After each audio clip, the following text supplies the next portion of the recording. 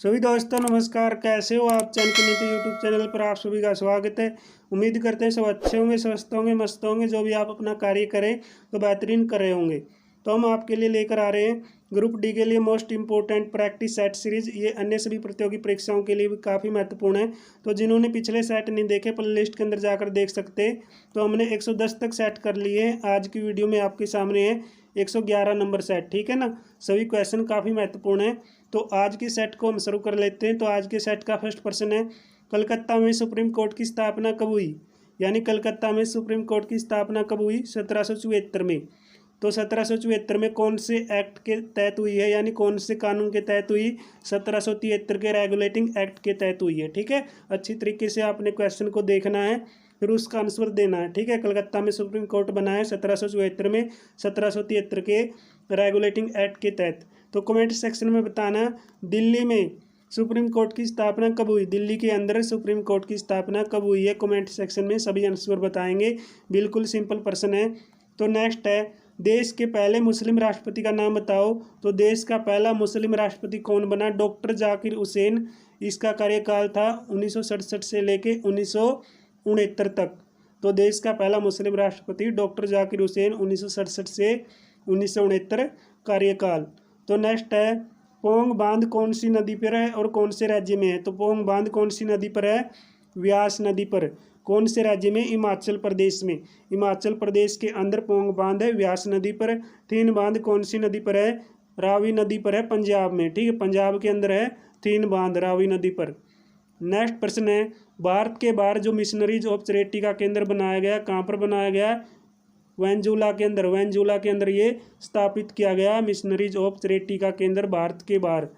Next प्रश्न है, जो माप तोल की प्रणाली है, ठीक है ना, माप तोल की दशमलव प्रणाली कौन से देश की देन है? तो फ्रांस देश की देन है। माप तोल की दशमलव प्रणाली कौन से देश की देन मानी गई? तो फ्रांस देश की देन मानी गई। नेक्स्ट है, विश्व में सबसे पहले आर्थिक नियोजन, तो आर्थिक नियोजन की प्रक्रिया किसने शुरू की थी विश्व में सबसे पहले? सोवियत संघ यानी रूस देश ने सबसे पहले आर्थिक नियोजन प्रक्रिया को शुरू किया है। तो नेक्स्ट है, प्रथम वित्त आयोग का गठन और उसके अध्यक्ष। कई बार पूछा गया क्वेश्चन है, तकरीबन हर सेट में क्वेश्चन मैंने देखा है। प्रथम वित्त आयोग का गठन 1951-52 में। इसके अध्यक्ष पहले थे केसी नियोगी, केसी नियोगी। तो छठी पंचवर्षीय योजना में कौन सा कार्यक्रम चलाया गया था? IRDP। तो आपसे पूछा जाएगा IRDP कार्यक्रम कौन सी योजना में चला? छठी पंचवर्षीय योजना में। संपूर्णता की दृष्टि से देखा जाए तो भारत में आर्थिक नियोजन का क्या लक्ष्य रहता है? न्याय के साथ साथ विकास करना, ठीक है ना। न्याय के साथ साथ डेवलपमेंट करना इसका लक्ष्य रहता है आर्थिक नियोजन का। तो अमृत योजना का विचार सबसे पहले किसने दिया था? किसने दिया?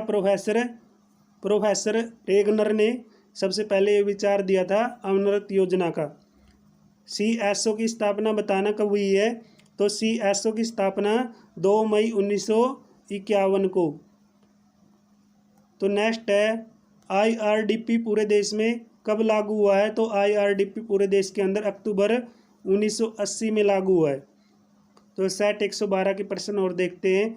इंदिरा आवास योजना की शुरुआत, ठीक है ना, इंदिरा आवास योजना की शुरुआत कब हुई? 1985-86 में। 1985-86 के अंदर इंदिरा आवास योजना शुरू की गई। तो रिजर्व बैंक 1938 से नोट निर्गमन का कार्य कर रहा है, यानी नोट निर्गम। तो नोट कब से छाप रहा है रिजर्व बैंक RBI? 1938 से, ठीक है। 1938 से नोट निर्गमन का कार्य कौन कर रहा है? RBI कर रहा है। तो नोटों व सिक्कों पर 1949 से अशोक स्तंभ अंकित होने लगा, ठीक है ना। तो ये अशोक स्तंभ का निशान आपने देखा सिक्कों पर और नोटों पर। तो ये कब अंकित होने लगा? 1949 से। तो कब से छपने लगा था ये? 1949 से छपने लगा था नोटों पर। तो मोती की माला पक्षाप किसको कहा जाता है? मेघ को कहा जाता है, ठीक है। मोती की माला पक्षाप मेघ को बोला जाता है। केंद्रीय सरकार की सबसे अधिक राजस्व कौन से कर से मिलता है? तो केंद्रीय सरकार को है, सॉरी दोस्तों, केंद्रीय सरकार को सबसे ज़्यादा कर कौन से उससे मिलता है? अप्रत्यक्ष तरीके से मिलता है, ठीक है ना। यानी अप्रत्यक्ष कर है जो, उससे क्या है, आर्थिक राजस्व प्राप्त होता है। आर्थिक राजस्व अप्रत्यक्ष कर से प्राप्त होता है। एएल के जांच समिति के जो संबंध है वो कैसा रहेगा, अप्रत्यक्ष कर से रहेगा। एएल के जांच समिति है उसका संबंध अप्रत्यक्ष कर से रहेगा, ठीक है ना। रिजर्व बैंक के पहले गवर्नर का नाम बताइए, क्या था, ओसबारन स्मिथ। तो ओसबारन स्मिथ आरबीआई के पहले गवर्नर थे। तो सिक्योरिटी पेपर मिल है जो कौन से राज्य में स्थित है, ये मध्य प्रदेश के अंदर। कहाँ पर है, मध्य प्रदेश के होशंगाबाद में। प्रथम आंग्ल युद्ध कब हुआ भाई, प्रथम आंग्ल सिख युद्ध कब हुआ है, 1845 से 46 में। दूसरा आंग्ल सिख युद्ध 1849 के अंदर, ठीक है। डेट अच्छी तरीके से याद करें क्योंकि डेट इंपॉर्टेंट हो जाती है किसी भी युद्ध की। तो भारत की राष्ट्रीय आय में सर्वाधिक योगदान, तो भारत की राष्ट्रीय आय है जो उसमें सर्वाधिक योगदान तृतीयक क्षेत्र, यानी तृतीयक क्षेत्र का, यानी जो तीसरा क्षेत्र है तो उसका सबसे ज़्यादा योगदान रहता है राष्ट्रीय आय के अंदर, ठीक है ना। तो नेक्स्ट है गिल्ड एंड बाजार बताना किससे संबंधित है, सोना चांदी, gold and silver. Bombay stock exchange की स्थापना कब हुई, 1875 के अंदर। तो सवनी वर्षा विषुवतीय क्षेत्रों में होती है। पवन की दिशा किससे मापी जाती है, तो पवन की दिशा एमिनोमीटर से मापी जाती है। मंदिरों का शहर किसको कहा जाता है, मुंदेरे को, जो तमिलनाडु में है। शारदा पीठ, तो शारदा पीठ कहाँ पर है, गुजरात में, द्वारिका के अंदर, ठीक है। द्वारिका गुजरात में शारदा पीठ है। तो नेक्स्ट सेट के और क्वेश्चन देखते हैं। सेट नंबर 112 के बाद आ गया 113 सेट। भारत की प्रथम औद्योगिक नीति की घोषणा कब हुई, तो भारत की पहली औद्योगिक नीति की घोषणा 6 अप्रैल 1948 को हुई है। नेक्स्ट है भारत सबसे अधिक विदेशी मुद्रा का व्यय है जो किस पदार्थ पर करता है, पेट्रोलियम। तो पेट्रोलियम पदार्थ पर करता है भारत सबसे अधिक विदेशी मुद्रा का व्यय। तो हिंदी देवनागरी लिपि में लिखी जाती है। तो हिंदी की लिपि कौन सी है, देवनागरी। तो विषुवतीय रेखा प्रदेश में उष्णकटिबंधीय सदाबहार वन पाए जाते हैं। तो विषुवतीय रेखा प्रदेश के अंदर कौन से वन पाए जाते हैं, उष्णकटिबंधीय सदाबहार वन। तो हिंदी के पश्चात भारत की दूसरी सर्वाधिक बोली जाने वाली भाषा बताना भाई कौन सी है, बांग्ला भाषा सबसे ज़्यादा बोली जाने वाली दूसरी भाषा रहेगी, पहली भाषा है हिंदी।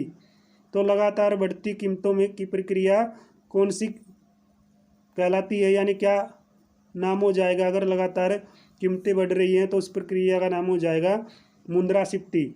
तो मुद्रास्फीति कहलाता है लगातार बढ़ती कीमतों की प्रक्रिया। तो विश्व में सबसे पहले परिवार नियोजन को कब अपनाया गया भारत में, 1952 में, जो सोवियत संघ रूस से शुरू हुआ है, ठीक है।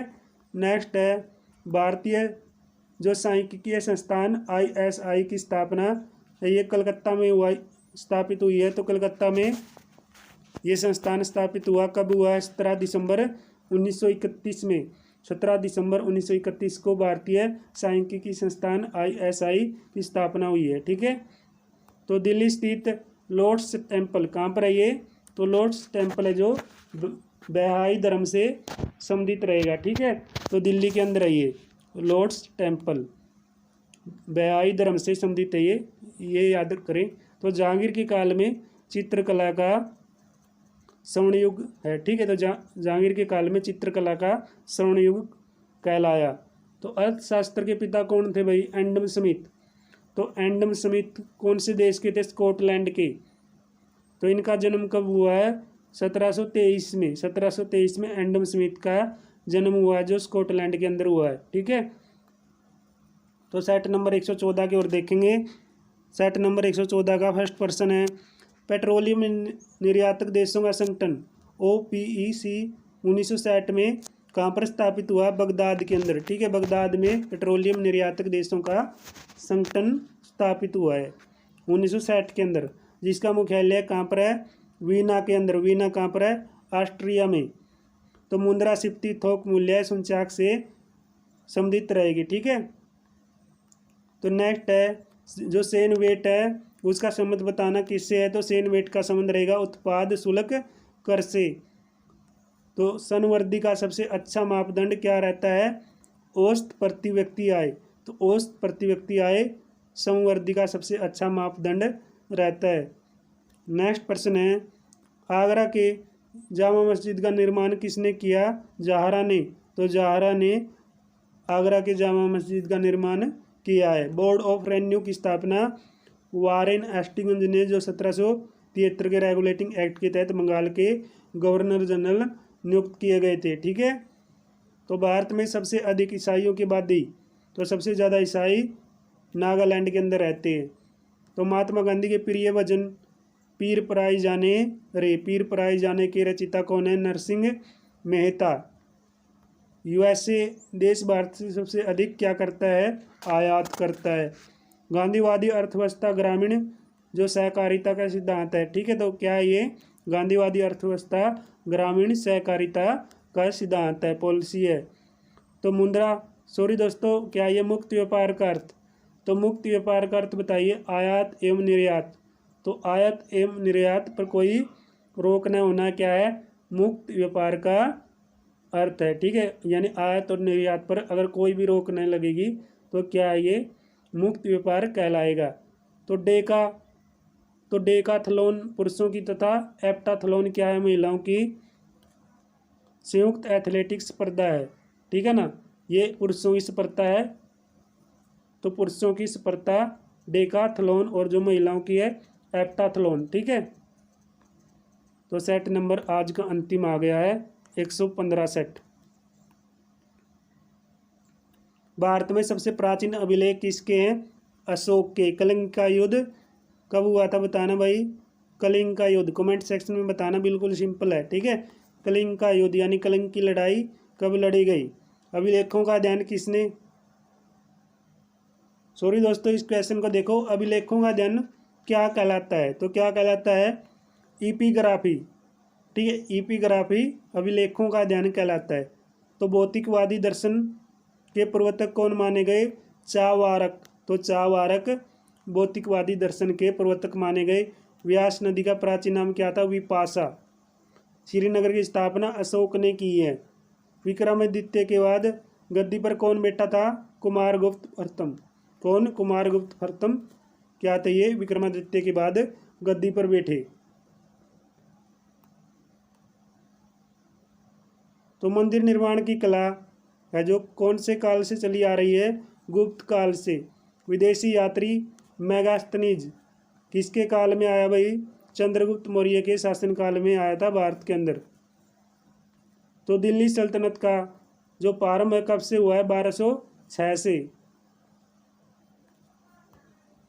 बलबन ने अपने विरोधियों के प्रति कौन सी नीति अपनाई, लोहा एवं रक्त की नीति बलबन ने अपनाई थी। अकबर के दरबार में कितने रत्न थे, 9 रत्न। 9 रत्न का तेल भी आता है। तो भारतीय शिक्षा का मैग्ना किसको कहते हैं, किसको कहा जाता है, वुड डिस्पैच को। वुड डिस्पैच को बोला जाता है भारतीय शिक्षा का मैग्ना। गदर पार्टी की स्थापना 1913 में सन फ्रांसिस्को में हुई है। जलियांवाला बाग जो कांड है, ठीक है ना, जलियांवाला बाग हत्याकांड के इसमें पंजाब का जनरल कौन था ये, जनरल डायर। तो जनरल डायर था, ओ डायर पंजाब का जनरल। गांधी जी ने साबरमती आश्रम की स्थापना कब की, 1916 में। तो 12 मार्च 1930 को गांधी जी ने अपने 78 समर्थकों के साथ साबरमती से क्या की थी, दांडी यात्रा शुरू की थी। तो 12 मार्च 1930 को गांधी जी ने ये यात्रा शुरू की थी साबरमती आश्रम से दांडी तक। ठीक है। 78 अनुयायी साथ में चले थे गांधी जी के।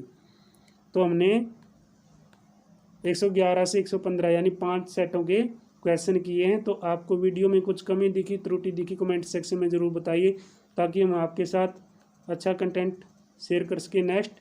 तो इस वीडियो को ज़्यादा से ज़्यादा शेयर करें। फर्स्ट टाइम चैनल पर आएँ तो चैनल को सब्सक्राइब करके बेल आइकन को प्रेस जरूर कर लें ताकि आपको आगामी वीडियो की नोटिफिकेशन आसानी से मिल सके। तो मिलते हैं साथियों नेक्स्ट वीडियो में, तब तक जय हिंद जय भारत।